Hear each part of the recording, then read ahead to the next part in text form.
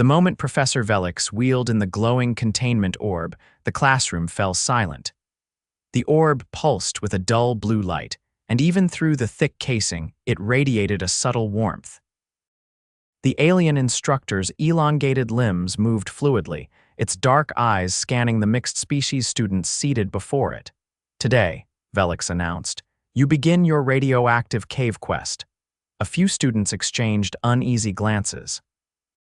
Others, particularly the Glarnew twins who looked like a pile of moss with legs buzzed with excitement. One student, however, leaned forward with a mixture of curiosity and caution. His name was Soren Easton, the only Terran in the class, and the first from Earth to be accepted into the Intergalactic Academy of Applied Extremophysics. "Excuse me," Soren raised his hand, "did you say radioactive?" "Yes," Velix replied plainly. The cave system on Tarsis 3 emits high levels of neoplasmic radiation. You will be tasked with retrieving a sample of reactive mineral from its core. It is an exercise in resilience, adaptability, and cross-species cooperation. One of the reptilian students hissed softly. "Last class, one of the Bortari students came back glowing." "Temporarily," Velix said, "and with minimal mutation." "Minimal," Soren muttered under his breath. "Each of you must work in pairs," Velix continued. "Choose wisely, your lives may depend on it." Soren didn't move. He'd learned early on that most students were either intimidated by him or disinterested in working with a species whose planet still used combustion engines. As expected, no one approached. Velix observed his isolation with what might have been curiosity or indifference. "Easton, you will go alone," Soren blinked. "Wait alone. You were not chosen. The cave does not wait for popularity." "But I'm not. If you wish to pass, you must retrieve the sample by week's end. You may design your own protective gear. You may not enter the cave without it." Back in his dorm lab, a cramped corner of the Academy's oldest module, Soren paced. He tapped a stylus against his arm, reviewing the radiation specs Velix had uploaded. "Neoplasmic levels spiking in the upper caverns," he muttered. "Lethal for humans in under 2 minutes." He leaned back, rubbing the bridge of his nose. "All right, think." He wasn't a genius engineer, but he'd grown up fixing things. When the family car broke down in the Rockies, he rigged a fuel line out of an old garden hose. When the heating failed during a blizzard, he rewired the thermostat using copper from an old lamp. His brain didn't work like a textbook, it worked like a toolbox. He needed shielding, power, and mobility. The Academy's lab offered access to exotic materials, including power crystals from the moons of Vexen. Most students used them for energy experiments. Soren had another idea. He pulled out a thick sheet of sketch paper and started drawing. Over the next 4 days, he barely slept. He soldered through the night, bypassed systems that cost more than his childhood home, and begged a borrow of a cryo circuit from a reluctant Glarnew twin. By the 5th day, the crystal-powered suit stood complete in the testing chamber. It was bulky, yes, but every inch had purpose. Reinforced joints, layered shielding, a self-cooling exoskeleton, and a Vexen crystal embedded at the core of the chestplate, pulsing with power. Soren stood beside it, exhausted but alive with adrenaline. "Please don't explode," he whispered and climbed in. The suit hummed to life with a low whine. The HUD lit up his vision, displaying vital stats and radiation levels. He flexed his arms. The servos responded smoothly. The shuttle to Tarsis 3 was uneventful. The pilot, a bored-looking Vorg, barely acknowledged Soren before dropping him at the cave's outer perimeter. "Good luck, Terran," the Vorg muttered. "Try not to melt." The entrance loomed like a shattered mouth. The air was thick with metallic tang and heat shimmered from the rocks. Soren checked the suit's seals. "All right, let's see what you're made of." He stepped into the cave. At first, it was manageable. The suit maintained stability, and the HUD kept radiation mapping live. The walls glowed faintly with mineral deposits, and odd fungi pulsed with bioluminescence. Then the ground dipped. The slope was steep, and the further he descended, the more unstable the terrain became. At one point, his left leg sank into a fissure. He yanked it free, but not before the suit's temperature warning flashed red. "Cooling system, don't fail me now." The Vexen crystal surged slightly, redistributing energy. The temp returned to green. Further in, the cave narrowed. He had to crouch, then crawl. The rock scraped against the suit's plating, but the readings showed he was close. The mineral core pulsed ahead, just beyond a sharp turn. He rounded the bend and froze. A creature stood there. It was tall, skeletal, with elongated limbs and skin like burned copper. It turned slowly, eye sockets glowing with internal fire. Soren backed up. "Not in the mission brief," he whispered. The creature hissed, then lunged. Soren reacted instinctively. He slammed his palm against the chest crystal. The suit flared with light, emitting a shockwave of kinetic force. The creature was thrown back against the wall, shrieking. He didn't wait. He sprinted past, grabbed the mineral sample, an oozing, jagged crystal, and turned to run. The creature was already recovering. Soren bolted up the tunnel, heart pounding. The suit's power dipped as he climbed. The crystal was draining fast. Midway up, a tremor shook the cave. Rocks fell, striking his shoulder. The left arm servos jammed. Pain shot through his real shoulder from the impact. No, come on. He emerged from the cave entrance just as the tunnel behind collapsed. He fell to his knees. The Vorg pilot raised an eyebrow as Soren staggered into the shuttle. "What happened to your arm? Debris. Might be fractured." "You bring the sample." Soren opened the container and revealed the glowing mineral. Barely. Back at the academy, Soren was immediately sent to medical. The fracture was confirmed in his clavicle. The doctor, a grumpy Avaxi with 4 arms, wrapped the shoulder in a sling. 4 weeks minimum. No strain, no lifting, and no more radioactive caves. Deal. When he returned to class the following week, Velix examined the sample, then turned to the class. "Easton has completed the quest alone. His suit design will be archived for future study. The rest of you will now proceed in pairs as assigned." The Glarnu twin raised a frond. "Wait, he did it solo and still passed." "He survived," Velix replied. "That is the requirement." As Soren sat, wincing slightly, one of the reptilian students leaned over. "That suit, was it really crystal-powered?" "Yeah. Would you consider collaborating on improvements?" Soren smiled, shoulder aching but satisfied. "Sure, just no more caves for a while." The sling itched. Not in a subtle background irritation way, but in the aggressive, unforgiving manner of a synthetic fabric designed by a species that didn't have skin. Soren sat in the Academy's workshop bay, elbow propped on the table, chewing absently on an energy chew that tasted like compressed oatmeal and tree bark. His suit, or what remained of it, leaned against the far wall like an exhausted soldier. The left arm was crumpled inwards, the chest crystal dulled to a faint throb, and one of the knee joints had completely seized. The Glarnu twin, he still couldn't tell them apart, stood on a stack of crates, peering into the damaged joint with a lens cluster strapped to its face. "Your servos are inefficient," the twin declared, trilling softly. "Too heavy for sustained movement. Did you calculate torque ratios based on Terran gravity?" "I calculated them based on not dying," Soren replied. The Glarnu whistled a short note, which might have been admiration or confusion. "And yet you didn't," another voice cut in from the side. "He also used a Vexen crystal as a power regulator, highly unstable, brilliantly reckless." Soren turned. A thin creature with translucent skin and a stalk-like neck emerged from behind a workbench, its 6 fingers twitching with excitement. "You're one of the Lefari, right?" Soren asked. "Correct," it replied. "My designation is Thesh. I've reviewed your cave logs. You triggered an energy dispersal field using only crystal feedback and kinetic transfer." "I panicked," Soren said. "It wasn't exactly a planned move. That's what makes it fascinating. Panic responses are the most honest form of innovation." The Glarnu nodded. "We'd like to assist in rebuilding your suit, with refinements. You're inefficient but resourceful." Soren blinked. "Wait, you want to work with me?" The Glarnu glanced at Thesh, who emitted a rapid series of chirps. "We've submitted your cave footage to the Material Stress Symposium." It was accepted. "That's a real thing, very real," Thesh said, "and extremely competitive." Soren leaned back.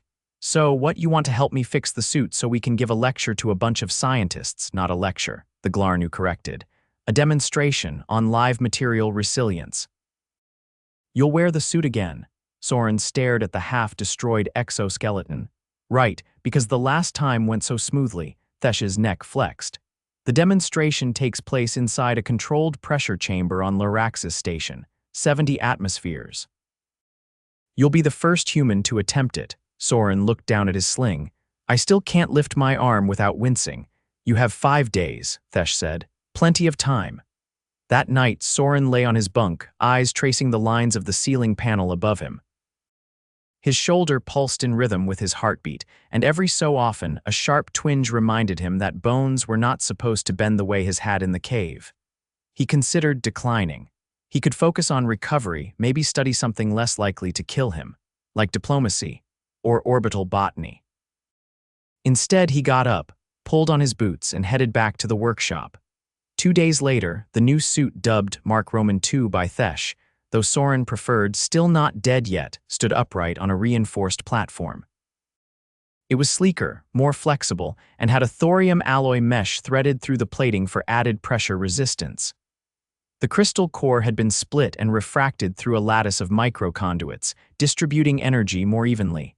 Movement test, Thesh said, entering a sequence on the console. Soren, now out of the sling but still stiff, stepped into the suit.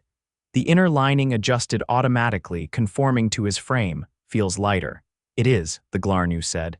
By 17%, the servos hummed as he flexed his fingers, shoulders holding. No grinding. Good, Thesh said, because the chamber on Laraxis is less forgiving than a cave. They arrived on Laraxis station 2 days later, docking in one of the lower habitat rings.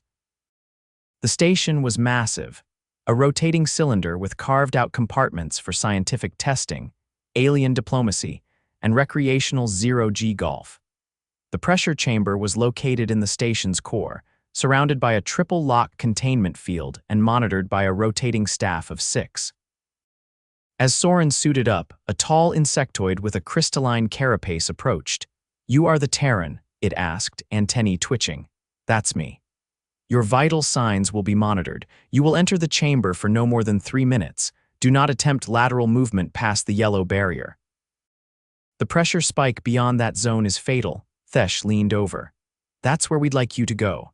The insectoid reeled back. No, absolutely not. That barrier is the final threshold. We're testing boundary tolerance, Thesh explained. He won't linger. I'm still here, Soren muttered. And I'd like to know what happens if the suit breaches. You'll compress, the insectoid said. Rapidly. Like implode, more like flatten, Soren exhaled. Great, just checking. He stepped into the chamber. The door sealed behind him with a grinding hiss, and the inner lights dimmed to a sterile blue. He could hear his own breathing inside the helmet, steady but deliberate. Mark Roman II systems online. Thesh's voice crackled in his ear. Pressure increasing. The chamber floor vibrated. External pressure mounted quickly, pressing against the suit like 1,000 invisible hands. The HUD flickered briefly, then stabilized. Approaching 30 atmospheres, Thesh said. Suit integrity holding. Soren flexed his knees and took a step forward. The movement was sluggish, like walking through syrup, but manageable. 45 atmospheres, proceed to yellow barrier. He reached it in 10 slow steps. The barrier shimmered faintly, a glowing strip embedded in the floor, crossing now. Wait, came the insectoid's voice. You are outside safe parameters. Noted, Soren said. He stepped past the barrier, everything compressed. The suit groaned, metal straining against the force. The HUD flickered again, warning lights erupting across the display. 69 atmospheres, Thesh said, voice tight. Suit at 94% capacity. Begin energy dispersal. Soren tapped the chest plate. The crystal core surged, light radiating through the conduits. The pressure eased slightly as the suit auto-regulated. Suit holding, Thesh said. Remarkable. Soren took another step. The wall exploded. Not literally, but the pressure behind it vented suddenly, sending a shockwave through the chamber.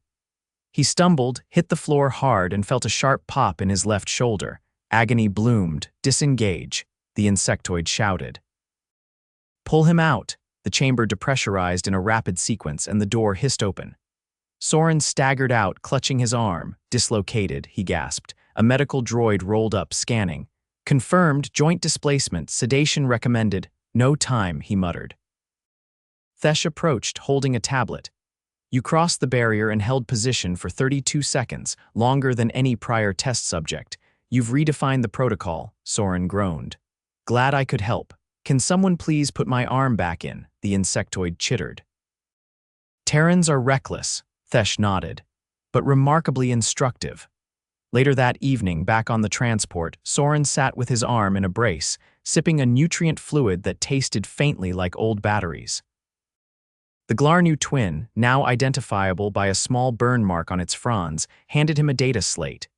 You've been invited to speak at the Experimental Systems Colloquium on Yenthar Prime. Soren blinked.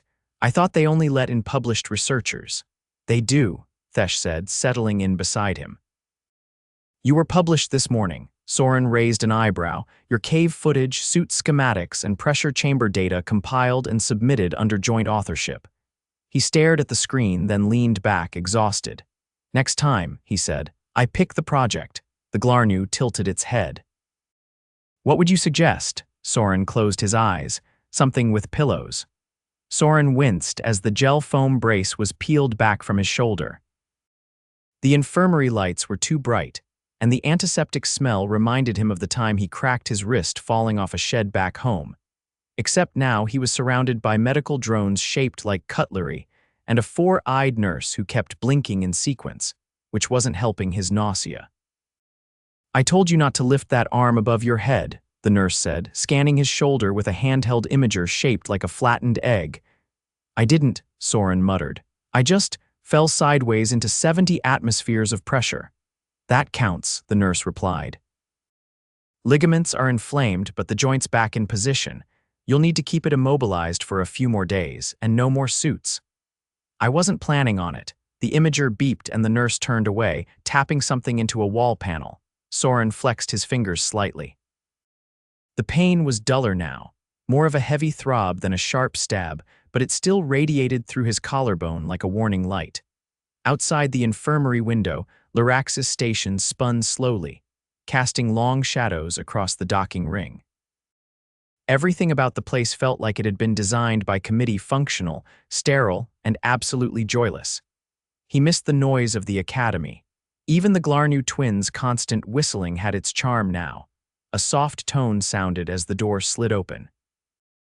Thesh entered, carrying a large padded container. I brought something, it said. Strictly non-lethal this time, Soren raised an eyebrow. Is it pudding? Better. Data. The container unfolded into a display screen, projecting a holographic render of the Mark Roman II suit. The outer plating had been color-coded with stress maps, showing red flares along the joints and spine. You withstood the pressure longer than expected, Thesh said, but the crystal core destabilized faster than our model predicted. We believe the human nervous system creates micro-pulses that interfere with the energy lattice. You're saying my body fried the suit, not fried, rattled, like a small percussion instrument that plays itself. Soren leaned forward, intrigued despite the ache in his shoulder. So it wasn't the chamber that nearly cooked me, it was my own bioelectric field, correct. Fascinating, isn't it? Terrifying's closer. Thesh flicked to another screen. We ran simulations using other species' neurological patterns. None caused the same interference. Only yours, of course. The nurse returned, holding a fresh brace. Keep this on while you sleep, and no more off-world ventures until cleared. Thesh nodded politely. Understood, he will remain stationary. Not helping, Soren said. They left the infirmary an hour later, Soren moving stiffly but upright. The station corridors were quieter than the academy's, fewer students, more professionals, and a lot more silence. Even the air felt oddly dense, like it had been filtered too many times. Where are we going? Soren asked. Observation deck, Thesh replied. There's something you should see. The deck curved along the station's exterior, a wide expanse of glass-like material that revealed the void beyond. A cluster of instructors and researchers stood near the railing, murmuring in low tones. At the center, Velix, still unreadable in expression, watched the stars. Soren stopped short. What's Velix doing here? You were requested, Thesh said. By name. Velix turned, its limbs folding neatly. Easton, Professor, Soren said, straightening reflexively. His shoulder protested. You have demonstrated an alarming tendency to survive. Thanks. This is uncommon. Most Terrans display caution. You display improvisation. Soren rubbed the back of his neck. I had help. Yes.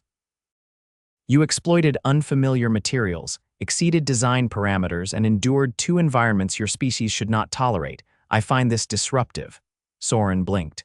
Disruptive? Velix gestured toward the stars. Your efforts have drawn attention, some of it unwelcome.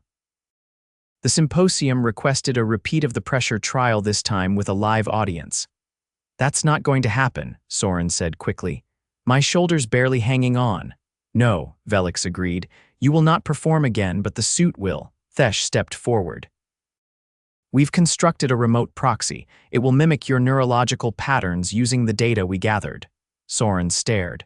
You built a robot version of me, essentially, Thesh said. It will short out in under 2 minutes. But it will prove the interference is unique to humans. And that's useful because Velix's gaze narrowed. Because it may explain why your species survives scenarios others do not. Your instability is your greatest asset. Soren rubbed his temple. So I'm a scientific anomaly. No, Thesh said. You're a pattern breaker. The next morning, the demonstration took place in the main symposium hall. Rows of delegates from across the quadrant filled the seats, some in floating chairs, others suspended in nutrient fluid.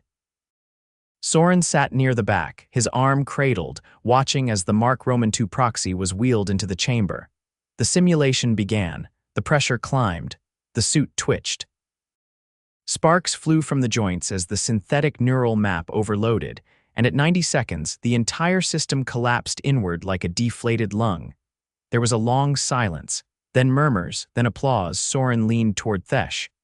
They're clapping because the robot exploded. No, Thesh said. Because it exploded in a new way. Velix approached them afterward, several data rods tucked beneath one arm. You are no longer a student in this matter. Your work is being archived under independent innovation. Soren frowned. Wait, does that mean I'm graduating? No, Velix said. It means your mistakes are now educational material, he laughed, despite the ache. Great, so what now? You rest, Velix said. And when your bones are no longer confused, you build something else, something unnecessary. Soren tilted his head. Why unnecessary? Because necessity is predictable. Innovation is not. Back in his dorm module a few days later, Soren finally lay down without pain shooting through his shoulder. The brace was off. The swelling had gone down. The suit was gone, packed into the Academy's central archive, sealed under case study, Terran adaptation. He stared at the ceiling for a long time, then he swung his legs over the bed and stood. He walked to his workbench. He picked up a blank schematic pad and wrote 2 words at the top. Unnecessary project. And then he started drawing.